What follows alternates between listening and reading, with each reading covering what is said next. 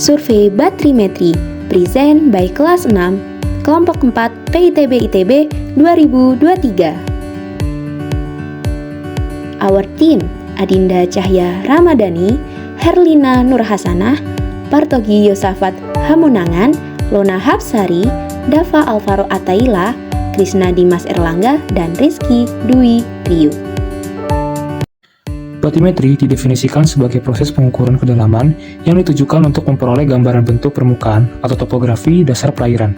Survei batimetri merupakan kegiatan pemetaan yang menggambarkan bentuk konfigurasi dasar laut yang dinyatakan dengan angka-angka kedalaman serta garis-garis kedalaman atau kontur. Survei batimetri tidak hanya mengukur kedalaman atau topografi dasar laut saja, tetapi juga lokasi dan luasan objek-objek di dalamnya. Perbedaan survei batimetri dan pemeruman. Metode pemetaan dasar perairan disebut dengan metode pemeruman, sedangkan survei batimetri adalah proses penggambaran dasar perairan tersebut, seperti sejak pengukuran dan pengolahan hingga visualisasinya. Peta batimetri. Peta batimetri adalah hasil visualisasi dari survei batimetri yang memiliki informasi kedalaman dan posisi.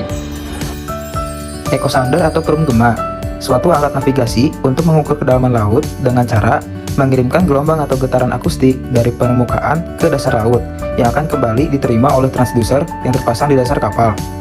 Beberapa fungsi dari echosounder yaitu untuk mengidentifikasi jenis sedimen yang ada di bawah laut atau subbottom profilers, mengukur kedalaman laut, pemetaan dasar laut atau seabed mapping, penentuan jalur pipa dan kabel untuk di bawah laut, pencarian kapal-kapal karam yang terbengkalai di dalam laut, dan analisis dampak lingkungan di dalam laut.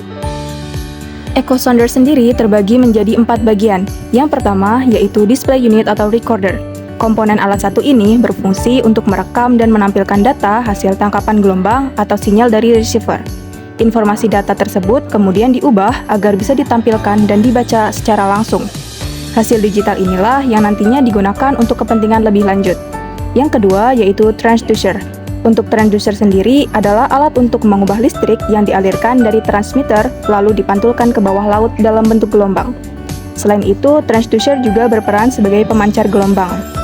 Yang ketiga yaitu receiver. Receiver merupakan alat yang digunakan sebagai penangkap gelombang atau resonansi yang telah dipantulkan kembali dari dasar permukaan laut. Dan receiver juga berfungsi untuk memperkuat sinyal yang ditangkap sebelumnya, nantinya diteruskan ke recorder untuk diproses. Receiver bisa menjadi alat untuk memilih dan mengolah sinyal atau gelombang yang datang. Yang keempat, yaitu transmitter.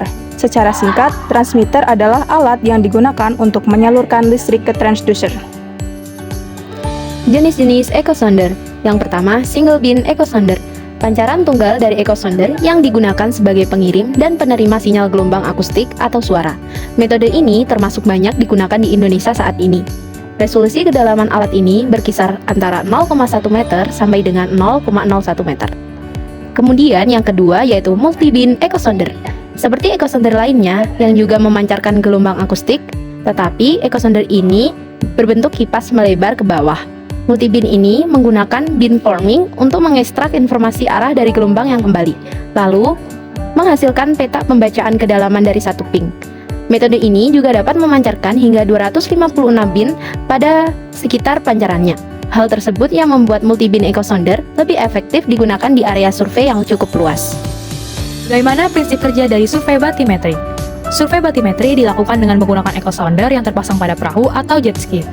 Saat perahu bergerak melintasi air, echosounder akan memancarkan sinyal yang kemudian diubah menjadi gelombang suara oleh transducer. Gelombang suara tersebut akan memantul dari objek di bawah air dan gemanya kemudian diidentifikasi oleh echosounder.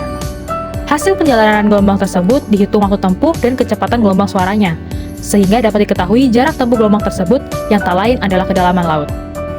Sistem pada survei batimetri ini mengandalkan sistem GNSS yang akurat untuk menghubungkan setiap posisi horizontal atau XY yang diukur ke kedalaman atau Z tertentu. Tahap selanjutnya adalah mengubah data yang terekam oleh GNSS atau XY dan echosounder atau Z menjadi mode topografi dasar perairan.